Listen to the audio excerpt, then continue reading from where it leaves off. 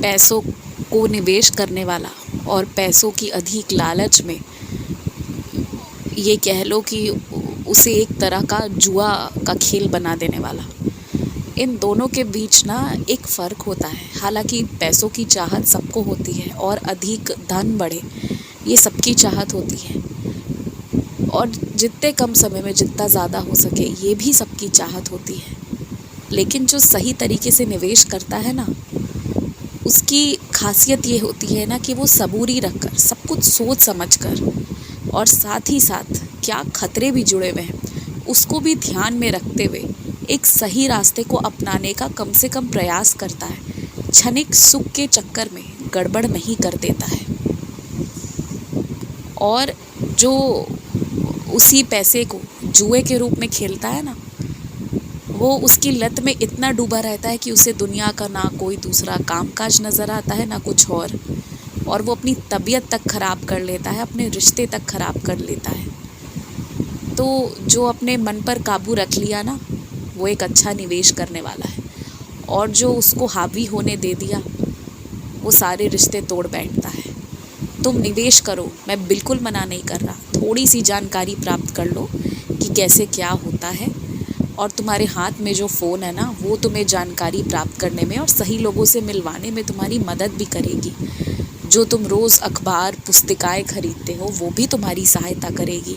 उन सारी जगहों से पहले सब कुछ जानकारी प्राप्त कर लो, उसके बाद करो, लेकिन बहुत थोड़ी सी राशि निवेश करो। इतनी कम राशि निवेश करो ना कि अगर वो बर्बाद भी हो जाए, एक पल को मान लो, चाहे तुम मेरे ही भक्त हो, लेकिन फिर भी अगर वो बर्बाद भी हो जाए ना, तो उससे तुम्हारा जीवन रुकना नहीं चाहिए। मतलब तुम्हारे जीवन में कोई फ़र्क नहीं पड़े। हाँ, बर्बादी से मानसिक दुख तो ज़रूर मिलता है, लेकिन हाँ, उससे किसी का ना तो हक छिना रहा है और ना जीवन रुक रहा है।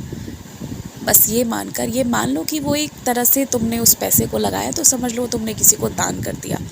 इस तरीके से लेकर चलो, और फिर जो भी आशीर्वाद में मिले उसे स्वीकार लेना, और सबूरी भी रखना सीख लेना, तभी इन सारी चीज़ों में घुसना। अन्यथा दूसरे तरीके भी हैं, दूसरे मार्ग भी हैं, तुम उससे भी चल सकते हो। तुमने सोचा है क्या कि नहीं पूछने पर भी कभी कभी तुम कुछ लोगों को अपने हालचाल क्यों बता देते हो? क्योंकि अक्सर वो तुम्हारी परवाह किया करते थे और आज भी करते हैं, और अगर उनको ज़रा भी मालूम हो गया कि कुछ भी गड़बड़ चल रहा है तुम्हारे जीवन में, तो तुमसे ज़्यादा बेचैन लेकिन तुम्हारे लिए रक्षक बनकर खड़े होने वाले वो लोग हैं। इसलिए उन्हें बताना तुम्हें अच्छा लगता है, उनसे तुम्हें हिम्मत मिलती है, जीने की आशा मिलती है, जीने का कारण मिलता है। हर व्यक्ति को एक ना एक कारण चाहिए ताकि वो आगे बढ़े, जी सके। और मैं तुम्हें ये बात इसलिए समझा रहा हूँ कि अब जो तुम्हारे घर वाले तुमसे कह रहे हैं ना कि जिन नए रिश्तों में जाओ, जिन नए लोगों के साथ अब तुम्हें हाथ मिलाना है, आगे बढ़ना है, तो वो गलत नहीं कह रहे हैं। जीने के और भी कारण मिलेंगे तुम्हें, और ये ज़रूरी है, अन्यथा इसके बिना रह नहीं पाओगे।